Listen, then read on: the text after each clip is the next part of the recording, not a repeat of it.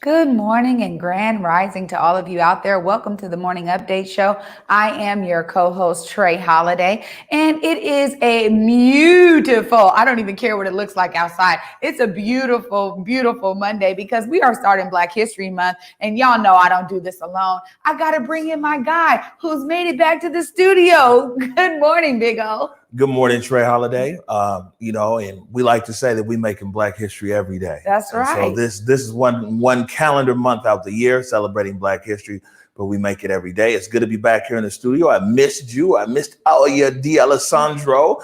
So it's good to be back here. Want to remind everybody right now, whatever you're doing, tag and share the stream. Make sure and share the Morning Update Show, especially with somebody who could appreciate this culturally relevant information. Absolutely. It has been so culturally relevant. Thank you, my friend. Yeah. So, man, we got a full house, full show today. We're actually going to jump right into it. We've got Eddie Rye, who's getting ready to come in here in a minute and talk about tonight's event. You know, they're lighting the park, the MLK Park right there on Martin Luther King Way. So we've got a live show at 4:30. We've got Nikkita Oliver and we've got Clarissa from Choose 180, and they're talking about some of the things that Prosecutor Satterberg is supporting or not supporting in terms of juvenile justice. And we got the dean of the class, Tony B. Tony B will be with us near the second half of the show. Man, Rainier Avenue Radio has so much programming for Black History Month. And so Tony B is going to tell us all about it. Real quick, though, we're going to jump into it. Can you please bring in Mr. Eddie Rye? Hello. Good morning, sir. How are you? Hi. The both of you, how are you? Happy Black History Month. Oh, we're Happy Black History Month, sir. we're doing very good, sir. Maybe you can. I'm gonna put this graphic up on the screen right now. Maybe you can tell everybody what they can expect tonight at 4:30 p.m. across all the Converge media networks. What will be happening is that we're actually kicking off Black History Month. There will be songs by the one and only Josephine Howe.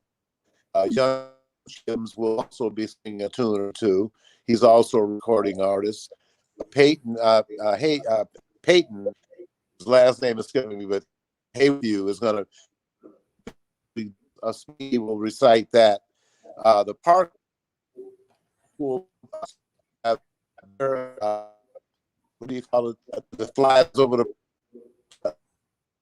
like the drone. We got a bad connection with Mr. Rye.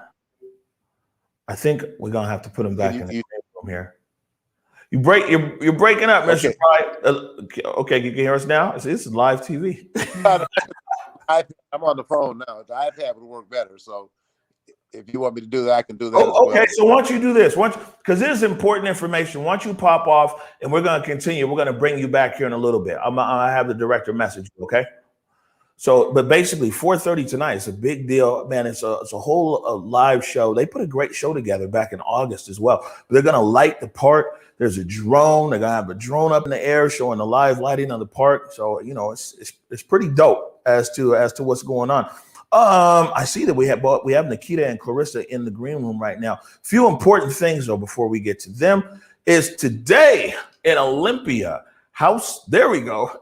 You know, I've been out the studio for a week. I lost all my bearings. House Bill 1016, the state legislature is talking about Juneteenth a legal holiday, making Juneteenth a legal holiday. Man, public comment is today at 3:30. Nikki Barron's going to put the link into the comments right now. You can sign up. You want to press House. It says House or Senate. But at 3:30 today, the state legislature, they are going to discuss whether Juneteenth should be an official holiday here in the state of Washington. Well, what a great way to kick off, Black History Month on the first day of February here. I think it is so important. As we saw last year on Juneteenth, over 30,000 people coming out into the streets to march. Many companies actually giving their employees the day off to participate in Juneteenth events. And it's important that the history of Juneteenth be uplifted in this way, Omari, because honestly, a lot of folks were just learning about it. I know that thanks to certain shows out there that are really uplifting it, folks were getting more and more information and education. And it is important that it be recognized as a holiday. I'm glad that, Washington State is taking a lead on this. Yeah. So if you want public comment, if you want to comment, The link should be there in the comments right now. You sign up through 3:30 today. The state legislature is taking public comment on should Juneteenth be a holiday in the state of Washington. Another time-sensitive thing I want to get to here real quick. Today is February 1st. It is the deadline for Seattle Promise. Seattle Promise is the program where any graduate from any of the 17 high schools in Seattle, they can go to any of the Seattle colleges, North Seattle, South Seattle, or Seattle Central for free. Today is the final day for the deadline. We've been playing this clip here of Dr. Chelsea Berry giving the instructions. We want to play that one more time. It's very important. If you got a high school senior who's graduating, they can go to school for free. Right. And Dr. Berry, maybe you can tell us where, so somebody sees this information, they want to get their information in. What exactly do they need to do? Do they need to go somewhere, go online, to a website, call somebody?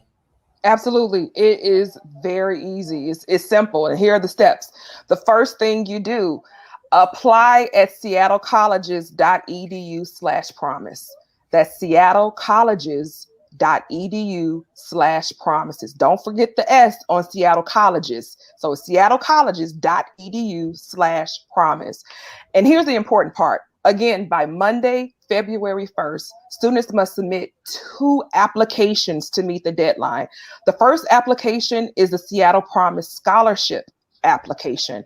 The second is the Seattle Colleges admissions application. And you can apply to all 3, North Seattle Central and South Seattle, or you can apply to one, whichever you like, but you have to submit those 2. It's again the Seattle Promise Scholarship and the Seattle Colleges Seattle Colleges admissions application.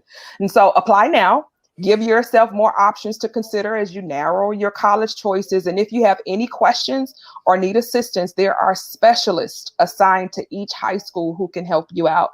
So you can go to the website, you can chat with them online, you can email or even call. Again, that website is seattlecolleges.edu/promise. Trey Holiday, we got to get these kids in college, man. Today is the last day. The information's right there. Well, this is Seattle Promise, a great program. Dr. Chelsea Berry and Director Dwayne Chappelle over at Deal. Yeah, absolutely. This is so important. And I say to all of you high schoolers out there, and parents of high schoolers, I encourage you guys to take advantage of this program. It's a great way to have that leg lift to get your students enrolled in college. And the fact that there is a free option, it wasn't there when me and you were trying out. This is important that we really take advantage of this program because we also want to show to the city how important it is by showing them that we care about the value by enrolling our students in it. It's key. That's it right there. Looks like we got Eddie, Eddie Rye back. So let's see if we can bring him back in. Oh yeah. All right, Mr. Rye. Okay, can you hear me now? All right. Now we've only got a limited time right now. I know. But so let us know what's going on. Well, first of all, I'll be down at Converge Media with Hayward Evans at 4:30 this afternoon for the kickoff of Black History Month, being sponsored by the Martin Luther King Commemoration Committee. We have EZELS as one of our sponsors, the Urban League of Metropolitan Seattle, Seattle NAACP, various labor unions with the help of Claude Burfict. But like I said, Josephine Howe will be singing. Chandler Williams will also be singing. There will also be some Chardonnay Beaver will be doing spoken word. And then Hayward Evans will be covering the history of us since we've been here for 400 years. And some economists have said all the free labor we gave up would equal to about $13 trillion today. My daughter Angela has pay the fee, a t-shirt, a hoodie, and she's coined the phrase, we built this joint for free. And so now we're expecting to get some not only reparations, but also some immediate involvement. One of the things that we're pushing is to have a federal designation by the federal government for African descendants of the United States enslaved while we discuss reparations, because we know we have enough Black folks in the government to open up the office in every federal agency with seasoned people because they've been there the whole time, but it'd be just meant for us. So those are some of the things that we're working on. I look forward to being at Converge. I appreciate Omari and the team for putting this together. We also were down there August 28th to commemorate the anniversary of the 1963 March on Washington. And we'll be doing something on April 4th to commemorate and remember the assassination of Dr. King. So we will be working closely with Converge. Appreciate the good work the team does. And thank you for the time today. All right, Mr. Rye, man, fantastic. That's 4:30 today live. You can catch it wherever you're watching this right now. I'll see you soon, Mr. Rye, when you get down here. Okay, thank you very much. All right, man, this is going to be it's a great program. I can't wait to see the park all lit up. It's going to be a drone and some other stuff that's happening right there. I see Nikkita right there. Nikkita, I got one more thing. You got a minute for me? It's an important story about foster kids. Okay, thank you. I appreciate you guys hanging. We're about 2 minutes behind, but I saw this right here. We actually covered some of this,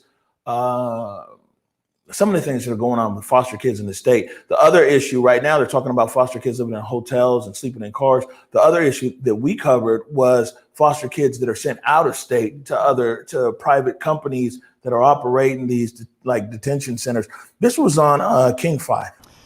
Good evening, Jessica. Yes, two groups that advocate on behalf of foster children filed this lawsuit today here in Seattle federal court.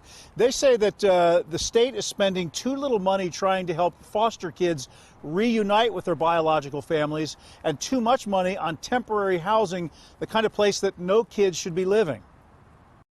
The Grove Inn in West Seattle. The manager was taken aback when state social workers showed up to board a group of foster kids. You hear about foster kids and there's a foster home or a place that they generally stay. And so we were kind of surprised when it happened that why are they putting them up in a hotel? This is pricey. But the use of hotel rooms by the State Department of Children, Youth, and Families, DCYF, is growing.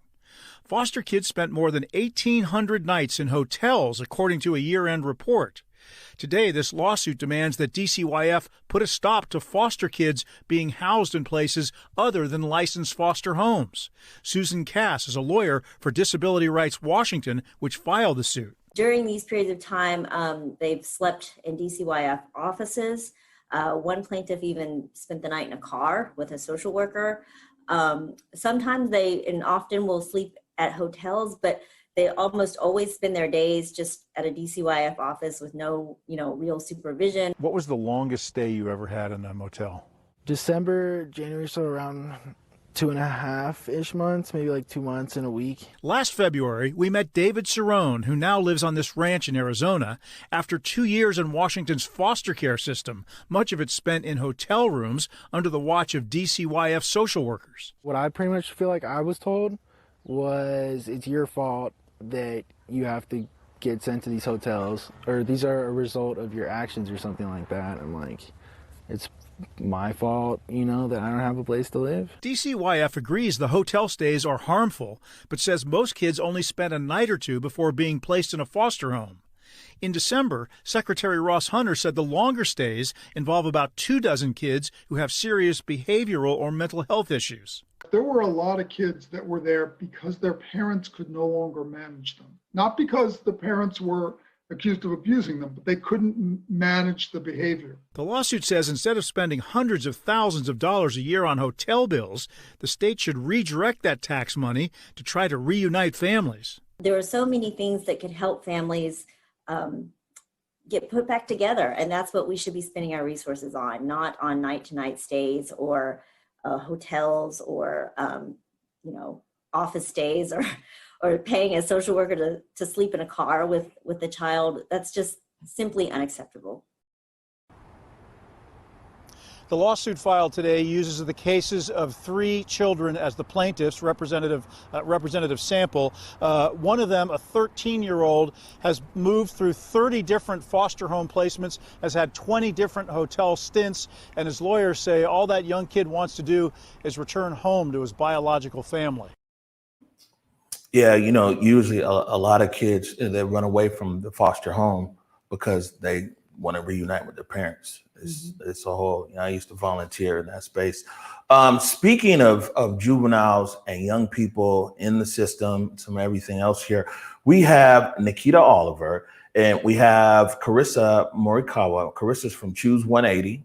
Choose 180. Nikkita Oliver is like from Community, but today from Creative Justice. Oya, please bring in Carissa and Nikkita. Good morning. Good morning. What's good? How are you doing this morning? Happy Black History Month. Happy Black History Month. Let's dive into it. I appreciate your patience, guys. You know, I thought that foster care story there, the King 5 ran, was actually really important. We wanted to get it in this morning. So let me jump right into this. King County prosecutors' progressive reputation is lipstick on a pig. Washington courts have ruled against sentencing children as though they were adults. So why are local prosecutors asking the U.S. Supreme Court to reconsider these rulings? Now, Carissa and Nikkita, both you guys, with a few other people, you wrote this opinion piece right here. Who wants to tell us all about it?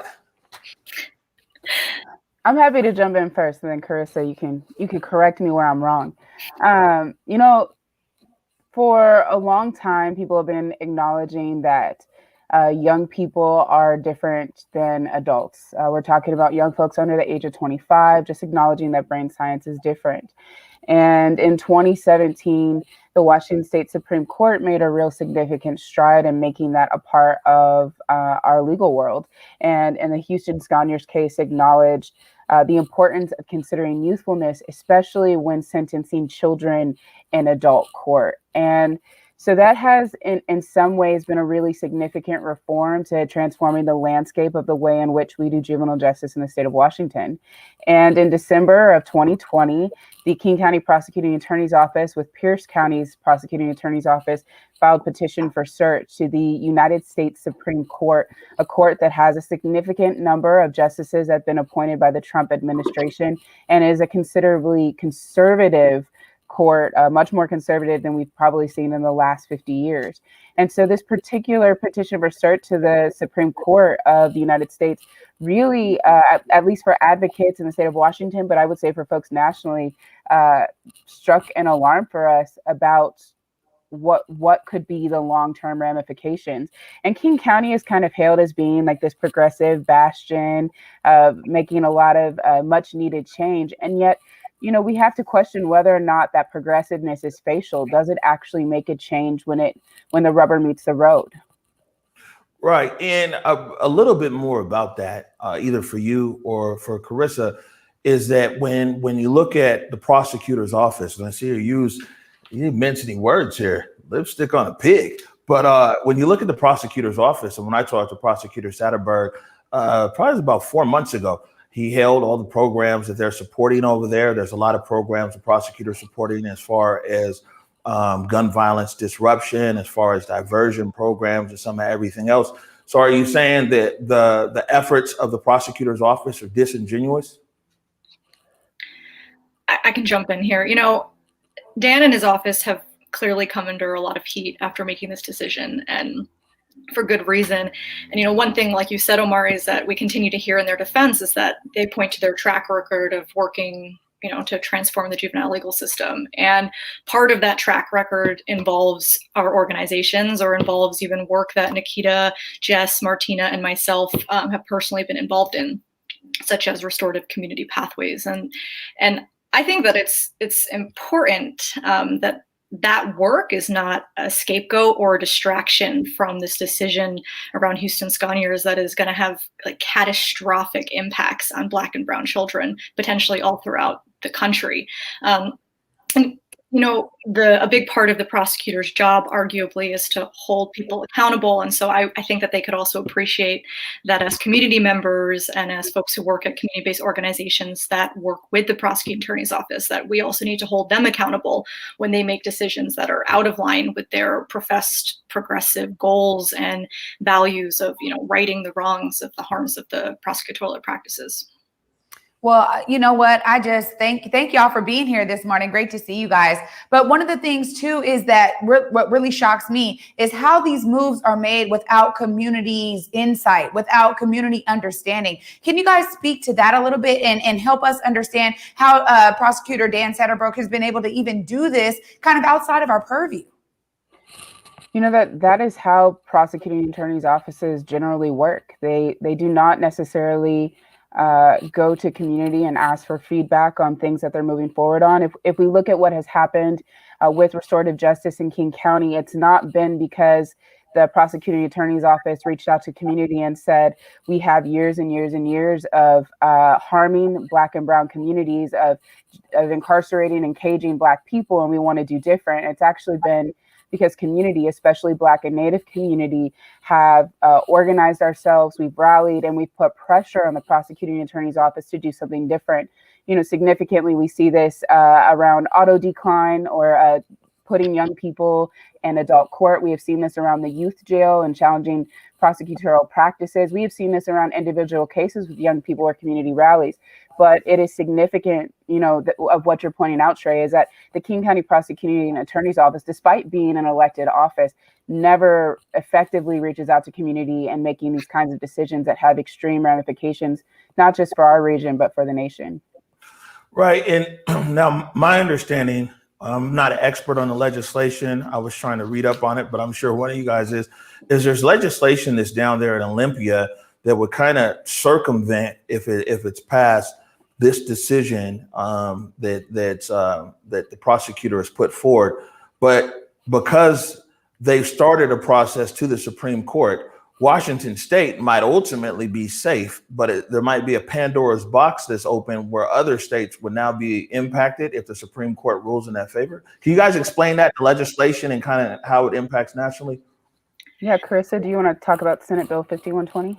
Yeah, sure. So there is a Senate bill that Senator Darnell is sponsoring that would codify Houston Scaniers. And so, like you said, Omari, in Washington State, that would be protected. But there are 14 other states to date, most of whom are conservative red states, I think starting with Nikkita's home state, Indiana, that filed their own certs to the U.S. Supreme Court asking the Supreme Court to accept this. And so, you know, not only would this impact Washington State, but there are many other states that are not as progressive as King County or not as progressive as Washington State. And if this were to make it all the way to the Supreme Court and they were to rule that youthfulness should not be considered when sentencing children in adult court, then that gives room for other states to sentence children, particularly Black and brown children, extremely harshly.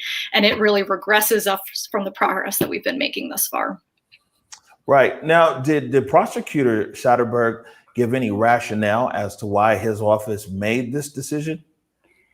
Yeah, we've heard some arguments, mostly fiscal arguments or issues around prosecutors not having enough discretion, and that discretion being given in particular to judges to be able to make decisions that reflect youthfulness. You know, in our opinion, these particular lines of argumentation, especially, you know, the fiscal argument is incredibly problematic. To say that because of money, we're not going to do the work of ensuring that those who have come before, because this particular case has companion cases that are Ali and Domingo, which would allow the decision in Houston Scaniers to be retroactive. So people who have in the past been sentenced as children in adult court can go back to the court and ask for resentencing. The prosecuting attorney's office has said that that would be quite costly, but dollars should be no reason to allow unjust sentences to stand. The second argument around discretion is interesting because the prosecuting attorney's office seems to almost only get upset about discretion when it is seen discretion removed from them. And we know that prosecutorial discretion, just, you know, factually has a lot of issues around racial disproportionality. And so in this particular instance, it would take some discretion away from the prosecuting attorney's office and give more discretion to judges to be able to, in the instance when mitigation around youthfulness has been presented, to actually give young people, children, we're talking about children, lower sentences when they've been declined to adult court. Well, this is really saying a lot so much. You guys, what can regular folks in community do to support the efforts that you guys are pushing forward? I know that this is really important. And as you spoke about earlier, Nikkita, you know, this is really the work of so many on the ground that have voiced their concern and brought a collective voice to this. What can folks do now as this moves forward? Yeah, I mean, I think there's a lot of things folks can do. I think first of all is making sure that you're educating yourself and being aware of the decisions. Like Nikkita said, a lot of these decisions are made behind closed doors, and I think that that's intentional. And so it's really important to be tuning into things like Converge and reading cross-cut articles. I also think that you can be calling your legislator and telling them to support the Senate bill to codify Houston Sconiers. You could also be calling Dan Satterberg's office, sending emails and letting them know that you don't want them to follow through. You want them to take back their cert, and making sure that you're staying engaged in the process. Right now, I think I'm it's sorry. very significant. I was just going to say it's very significant that you could ask, that we could be calling and asking this elected prosecutor to withdraw the petition for certification. That being said, we'd also would have to ask him to convince the Pierce County prosecutor to do the same. And I just want to remind people the King County Prosecuting Attorney's Office is an elected position, and we will be electing that person in 2022. So it is significant to remember this particular decision. Right now, I reached out to Prosecutor Satterberg's office and be talking to the prosecutor tomorrow afternoon. They didn't really have a direct comment on this. Wasn't able to get like a direct comment that we could put up here, but the prosecutor's office was like, they welcome this conversation. It was basically kind of the words of it. It's not a direct quote, so I don't want a direct quote, but kind of paraphrase it. But I'm talking to the prosecutor tomorrow, and one of the things the prosecutor talked about was a 3 strikes law, and they're looking at the 3 strikes law down there in Olympia. So two things here. One, do you guys know anything about this 3 strikes law? No, I'll find out more about it tomorrow. But the other thing is, we're going to have the prosecutor here. What question do you have for him? Well, I can start by doing the 3 strike law, Nikkita, if you want to tune in for the other part. But in the 80s and 90s, as you know, was the tough on crime era, and during that time, we saw a lot of policies be put in place, like the 3 strike law, like mandatory minimum sentences, and those resulted in Black and brown folks having extremely long sentences, excessive sentences. So the 3 strikes law essentially says that if you are found guilty of a crime to a certain degree of severity, I think robberies are under the 3 strikes, then that's 1 strike. If you're found guilty 3 times, you go to prison for life. So that's extreme. That's not you commit a crime and would normally have a life sentence. If it's 3 times, then you go to prison for life. And so that had catastrophic impacts on Black and brown communities throughout the state. And then Nikkita, if you want to get to the second part. Yeah, I think a majority of my questions when it comes to the King County Prosecuting Attorney's Office is, at what point are they going to make their progressive values much more than just a facial statement? I think that Houston Sconiers is not an outlier in terms of how we're seeing things go down in juvenile court. We look at the number of young people that are being declined or sent to adult court from juvenile court who are children, and that number is significantly disproportionately Black youth, and that's incredibly problematic because we're seeing the tough on crime era still continue to play out as it pertains to Black community. And so at what point are we going to see them really participate in resentencing reviews, really prioritize partnering with community to lobby to have legislation changed? Often when we go to the state to have things like 3 strike laws changed or things like Houston Sconiers codified, our biggest opponents are police and prosecutors, and they have so much money to lobby and so many relationships to leverage that it makes getting these changes for community incredibly challenging. So really pressing them on how are you going to see the tough on crime era finally rolled back and making those significant changes and really committing to 0 youth detention in the way that King County has said it is going to. All right. Looks like we made up a minute here, so I'll give it to you, Carissa. A lot of people know Nikkita Oliver and know the work that she does. Not a lot of people might be aware of Choose 180 and what Choose 180 does. Maybe you could tell our audience quickly. Yeah, sure. So Choose 180 is a community-based nonprofit organization that seeks to dismantle the school to prison pipeline. So Choose 180 works to, transform systems of injustice, such as the juvenile legal system, while supporting those who are most impacted by those oppressive systems. And I work at Choose 180 as the director of community engagement and systems innovation, which mainly works. I'm which mainly means I'm working on advocacy and policy work alongside our community partners, such as Nikkita Oliver. All right. And real quick, what's the website there for Choose 180?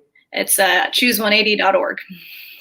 Nikkita Oliver, Carissa, man, well, thank you for taking the time. We spent almost 20 minutes on this topic, important topic, and we're going to follow, stay on top of it. We'll talk to Prosecutor Satterberg tomorrow. We'll touch on this and also this 3 strikes. Yeah. The 3 strikes is a big deal. Thanks for taking the time, guys. We'll talk to you soon. Thanks for your work, guys. Thank you. Yeah. Man. You know, they didn't mention no words in this crosscut article. You know, I mean, you read the title article, it's like, anything else to say?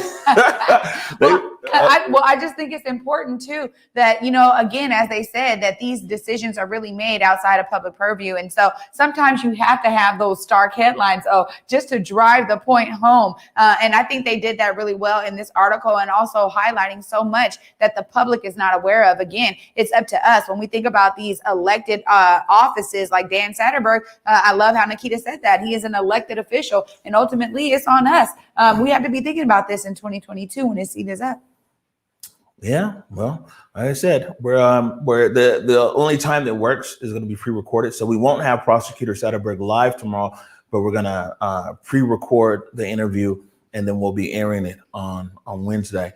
But this is the best thing, is to be able to sit there, you know, have this access. I mean, I reached right out as soon as I saw this article. I reached out and I was like, hey, you know, what's up? And the prosecutor's office got back to me.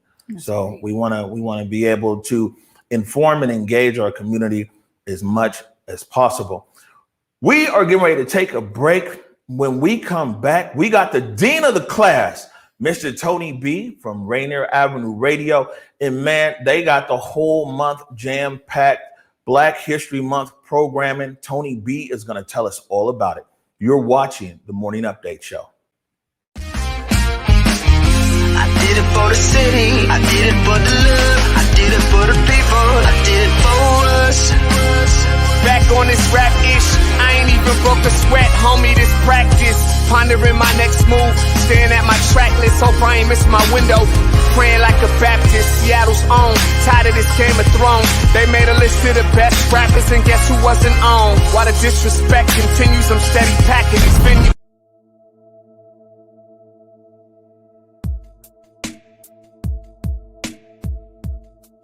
Converge Media produces culturally relevant content for Black and urban audiences. Our coverage is raw, transparent, and objective, praised by community leaders, government officials, and residents. Support Converge Media today via Venmo, Cash App, or PayPal at Converge Media.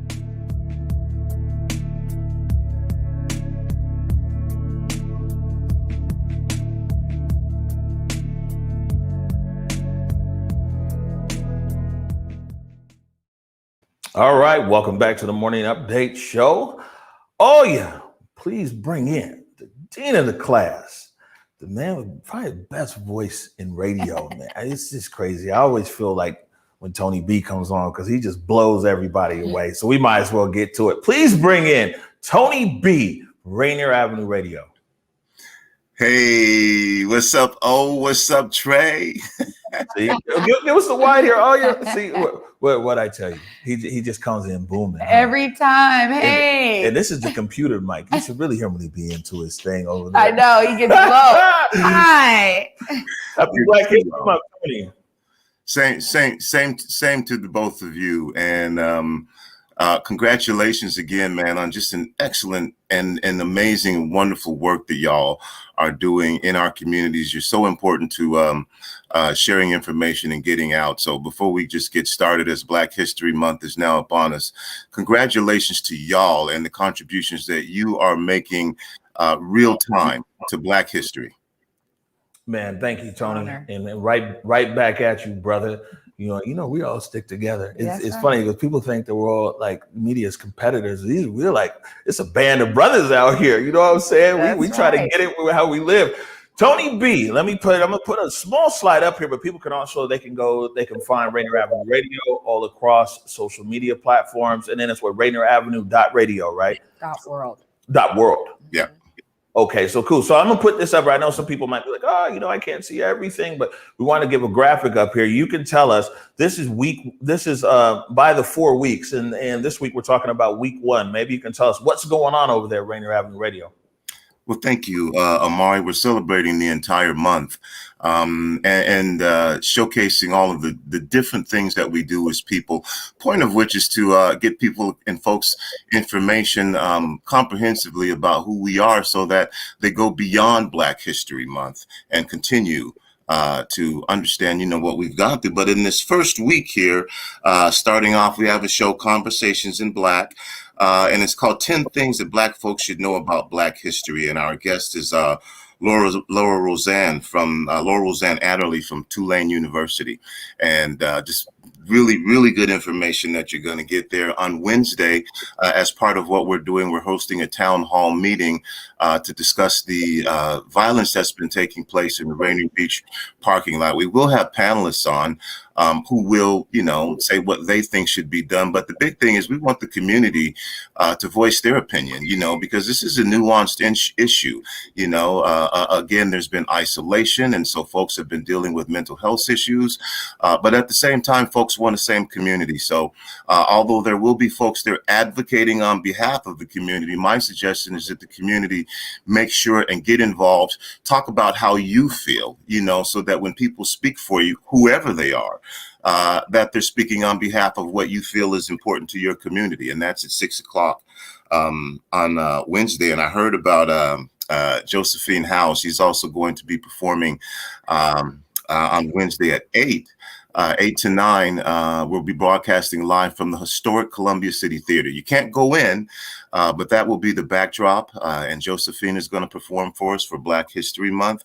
And then this Friday will be the first of our Friday Family Black Film Nights. Every month in February, we'll be premiering and screening films made by Black independent directors, producers. The first film is going to be A Familiar Lie by Miss Curtis Ellison, who has a One Shot Productions, who has a long history in Seattle. He's based out of Los Angeles now. And then Simon's film, and let me make sure I get it right here. A One Vibe Experience, a short film that entails the travels through Kenya and spends time with at Youngtown Generation Center. So those are the 2 films that are going to be this Friday, and we'll have Black films every Friday that we'll be screening an independent film on. Oh man, Tony, you guys have done yourselves a real service to community with all of this programming. It's really exciting. The one thing I want to ask you about, because it's clear how Rainier Avenue Radio is so connected to the experts here, particularly in the Black community, and how you guys are able to utilize their voices to amplify their voices in programming like this. How has it been to pull all of this together for this month? Amazing. And Trey, I've heard you say this before, but when you grow up in a community, you recognize the people whose shoulders you stand on because you're standing on them and they are telling you, climb on my back and go further than I did. So the opportunity to take advantage of this platform, share information, recognize some of Seattle's iconic history makers, it seems like just kind of a normal, natural thing to do. And in a sense, that's what I call building community. Absolutely. Now, Tony, you could talk about it. It's this other slide here, but I think it's probably going to be a little too small. So we'll just let you talk about it here. You got a lot of guests. I know some of them you're saying that you're scheduling in throughout the month. I even saw my mama on there. We do. We have a number of different guests that are going to be part of the show. And yes, Omari, your mother, as you know, has been an integral part of Seattle Black history making. And so we're excited to have Reverend Walden on the show with us. We'll also be talking to members of the Beaver family who started the Facts, Mr. Elmer Dixon, who was co-founder of the Seattle Black Panther Party, the first chapter outside of Oakland. And Aaron will be presenting his film a couple Fridays from now. Then also Trish Zako, who started the Technology Access Foundation. If you don't know, people really should know who she is. Bernie Foster will be joining us. He started the Scanner newspaper. And so there's quite a history of independent Black media here in Seattle. Then Ms. Dawn Mason, and she, again, our first Black representative. And Vivian Phillips, I just, an icon. Vivian, again, another voice in media, the queen and KYAC, if you remember that far back. Vivian kind of set the standard, so we're excited and continues to be engaged and involved in community.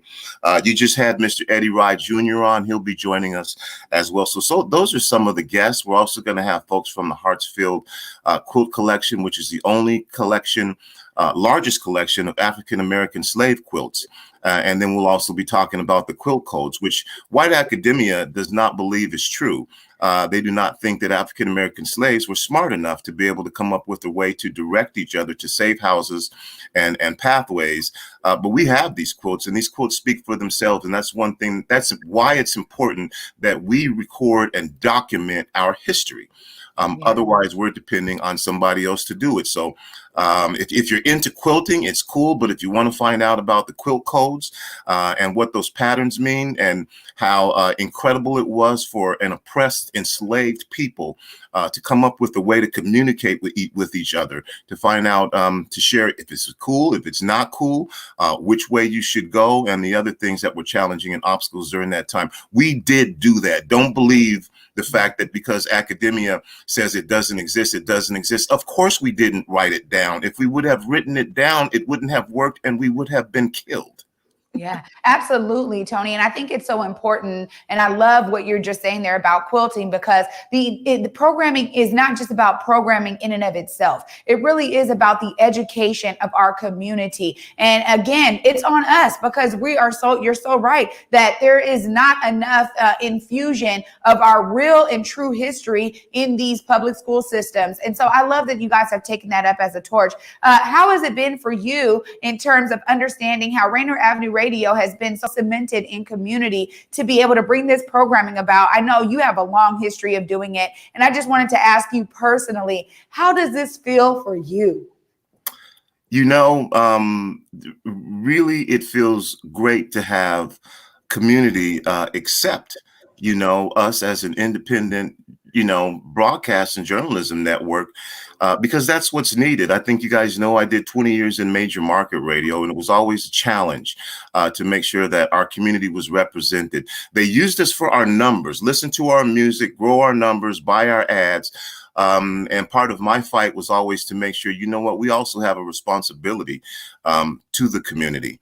And so to be able to have, again, a platform like this where we can really address the issues and concerns of our community. We do music, we do a lot of other stuff, but at the end of the day, I think the most important thing a real community-centric radio station or broadcast media network can do is be there in a crisis, because that's when the community needs trusted information. They need a trusted advocate. And so during the times of the pandemic, yes, it is really gratifying to know that we've been able to be here for our community. We've been broadcasting music, we've been broadcasting sports, and when the pandemic hit, it was really nice to know that the community says we need information, and we trust you to give it to us. And also, that's also when government agencies and private folks realize we make decisions at the 30,000 foot level, but we need to talk to the people with boots on the ground to make sure that whatever we enact, whatever we try to do, is either working or not working, so that we can adjust it. I'm sure that y'all know that was a challenge to convince those folks that we know what we're doing, but we were going to do it regardless if they assisted or participated, because we were in a crisis and those safety nets had broken down and it was time for action. Right. I'll tell you this. There's two things. And we could say here in this Black media here in Seattle, we are the ones that we've been waiting for. You see what I'm saying? It's like, yeah, you're right. Everybody else, they doing their thing, it's whatever. We are the ones that we've been waiting for. I want to tell everybody real quick why I refer to Tony B as the dean of the class. I mean, a lot of people might not realize, although Tony mentioned it right there, for decades, Tony, man, was often really the only Black person in the room dealing with big corporate radio stations and everything else. And he was somebody who fought for access, fought to open doors, all kinds of things. Did community shows. His track record here is so long and so incredible. And we're thankful for Rainier Avenue Radio. We're thankful for the work that you do. We're definitely thankful for this Black History Month programming. And Tony's actually going to be joining us every Monday for the rest of the month, so he can tell people about the programming there on Rainier Avenue Radio. It's beautiful. To be honest, it's one of the things that we talk about a lot here in terms of the city and the connectivity of all of our Black media, man. Thank you so much, Mr. Tony Bennett. As Omari is saying, Dean of the class. I agree with you on that one, brother. Tony B, we got to cut you loose, brother. But, man, we pushing people to you. Everybody go check out Rainier Avenue Radio. Great programming. And we will see you next Monday, Tony B. Awesome. Love y'all. Keep up the great work. All right, brothers. Yo, man, Tony B. It's real deal.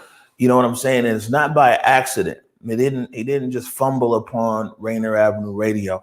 This is a career of excellent work, a career as a radio professional, a career as community builder. And it's really good to see Tony B and Rainier Avenue Radio thriving in their purpose. Absolutely. It is so true. Oh, when you talk about some of the shoulders we stand on, we have so much Black brilliance here. It's a beautiful thing to be able to take all of that knowledge, all that you learned in terms of the major radio stations, and bring it into community, just like you've done with your career and I've done with mine. It's that we come from this. And really, I love what you said, man. We are the people we've been waiting for, man. Clearly. Yeah, it's us. We already know ain't nobody coming to save us. So we got to save ourselves. That's right. We're going to take a break right now. We come back. We had a Food Friday that we didn't play on Friday.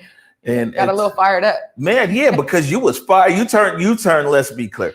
You turned Feel Good Friday into Fired Up Friday. And speaking of that, though, so Sean Good, also from Choose 180, he was watching you fired up when they were talking about the disproportionate amount of girls of color in detention, juvenile detention. Sean Good was watching you. It touched him some kind of way.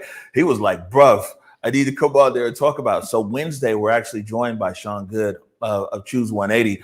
But yeah, Trayana had it on fire on Friday. So instead of Feel Good Friday, it was Fired Up. But we're going to come back. We got Food Friday, and it's great because it's from Taste of the Caribbean. Once again, Nikki went and ate up all the food. We're going to take a quick break right now. You're watching the Morning Update Show. I did it for the city. I did it for the love. I did it for the people. I did it for us. Back on this rap-ish. I ain't even broke a sweat, homie, this practice. Pondering my next move, staring at my track list. Hope I ain't missing my window. Praying like a Baptist, Seattle's own. Tired of this Game of Thrones. They made a list of the best rappers, and guess who wasn't on? While the disrespect continues, I'm steady packing these venues.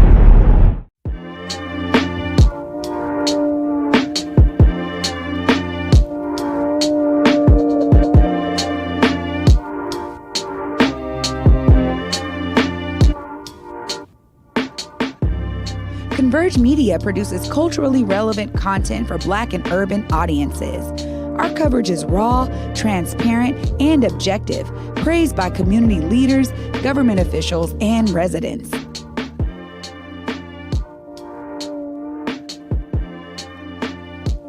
Support Converge Media today via Venmo, Cash App, or PayPal at Converge Media.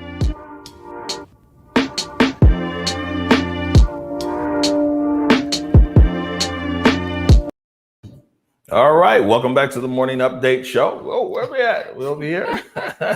Okay, we'll go on this one. Welcome back to the Morning Update Show. Since we're on the wide, my name is Omari Salisbury. And I am Trey Holiday. Okay, so yeah, Bay Holiday was fired up on Friday, so we didn't play Food Friday. This is a good one right here, Taste of the Caribbean. So we'll play it right now.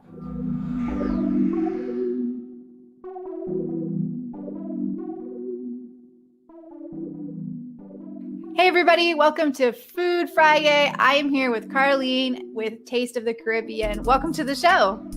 Thank you. Thank you for having me. So tell us a little bit about the restaurant. Hi. Okay. Thank you for having me, Nikki. Taste of the Caribbean is located at 1212 East Jefferson Street in Seattle. We're in the Central District, and we pride ourselves in bringing to the Pacific Northwest authentic Jamaican food for everyone to enjoy. So if I've never been to the restaurant, what's one thing that I should eat and one thing that I should drink? Well, that's a difficult question for me to answer. As a Jamaican, I would say you must try our national dish, which is the ackee and saltfish. But from our customers, and if history is showing us anything, it is very much a toss-up between the oxtail with rice and peas and our jerk wings. From a drinking perspective, well, you know, Jamaica is all about the rum, and our rum punch is something to be had. You must have it, and you must not be driving when you have it. Yeah, I've actually had the rum punch and I've had the oxtails. I haven't had the fish yet. But yeah, I can attest, you definitely do not want to have that punch if you're going to be hitting the road. If you're in the second one, actually.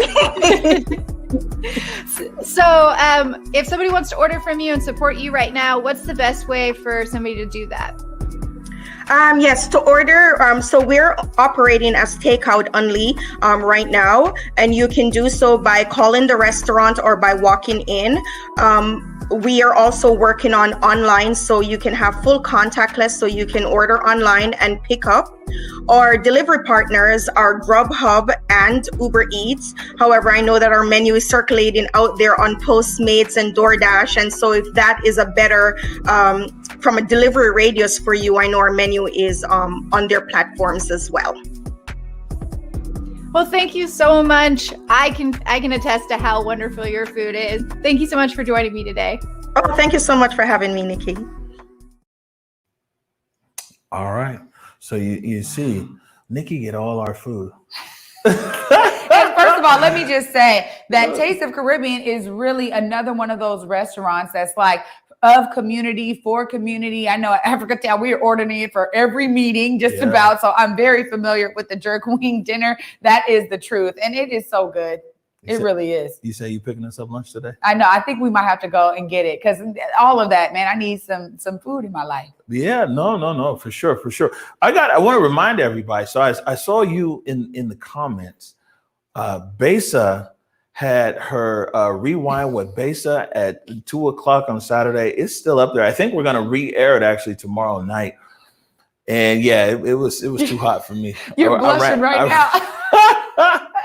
So Besa's special was, will sex work be normalized in 2021? And she had a very unique panel that was there. Hold on, let me put up this overlay. Remind people of then this is that overlay there is up on our Facebook and YouTube and everything else. And she got great viewership. I saw you comment and I was like, man, I'm out of here. Well, you know what? I think that what they were uplifting is so it's one of those topics that just does not get enough attention. And I'm so glad the panel was so well informed, honestly. Oh, and they had a lot of information to disseminate to the audience, the viewing audience, and to the community. I think the topics they were hitting on were just spot on, man. I had to be in there, man, sprinkling my comments in there, man. Great work, Besa. Yeah, big shout out and a lot of love to Besa. And it's good to see. This was an idea. Like me and Besa have been talking for a while. I was like, man, you know what? You're always making these videos. You're on TikTok. You're on this and that. This is something you can do. You know what I'm saying? It worked. And small segments and check-ins and everything else. And by the way, her show looked nice. And big shout out to Carlos Imani, who actually directed that show, by the way. So you're behind the scenes. And Derek Jones was the graphic designer, because it looked really good. It did. It had great overlay. I loved it all the way. And you know what? I'll just say this too, that's another testament to how these experts are within our community, man. It's just brilliant, you know. Shout out to you, Papa Carlos. All right. And Carlos is going to be back on there too. Man, this is it's a great thing. There's so many great things that are happening here. Want to remind everybody, 4:30 cents. Woo, Trey Holiday. It's gonna be a long day for me. You might have to go get that food, bring it back. I don't know if I'm gonna have time to leave. 4:30, Black History, From Struggle Comes Strength. Eddie Rye Jr., Hayward Evans, man, you know, so many different people, performers. Hayward, an excellent historian himself. Also, the lighting of the park, some everything else. So it's gonna be real good. Wherever you're watching the Morning Update show, you can watch that program 4:30. Amazing. You know, that's another testament to the strength of Converge and how we've been that little engine that could, just one foot in front of the other every single day. So I love that all these folks are actually reaching out to Converge to say, hey, you know, let's partner so that you guys can air what we have going on. It's a brilliant testament to the connectivity in our community. Oh, I love it. We always got time for community. That's right. This is who we started this for, and this is why we're here. So appreciate there's a big spotlight on Converge. There's a lot of accolades and a lot of everything else, but we don't never, ever want to forget where we come from and who we represent. Never. Yeah. Any last words before we get out of here, Trey? You know what? It's time for me to stand and make that, you know, make it official. I'm just great to start off, you know, as O said earlier, yes, this is Black History Month, but we celebrate Black history on a daily right here on this platform. I'm going to remind you all out there, if you're enjoying the content, enjoying our perspectives and the way that we're bringing the news to our community, please, as he said in the beginning, share the stream, share it with somebody outside of Washington State, because I'm hearing more and more, that people outside of the state are actually looking at us as well, and they're appreciating what we're bringing. So please share it out. That's right. All right. Well, we're going to get out of here for today. Again, 4:30, check in with that. And I want to remind everyone to go forward in your purpose and humanity. Until tomorrow at 11 a.m. Peace. Lift every voice and sing till earth in heaven ring with the harmonies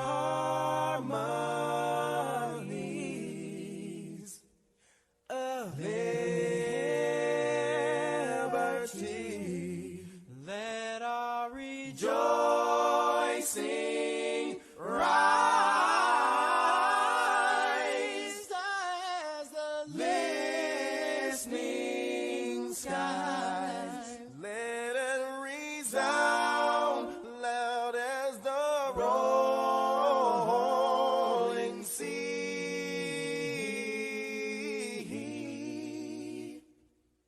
Sing a song full of the faith that the dark past has taught us. Sing a song full of the hope that the present has brought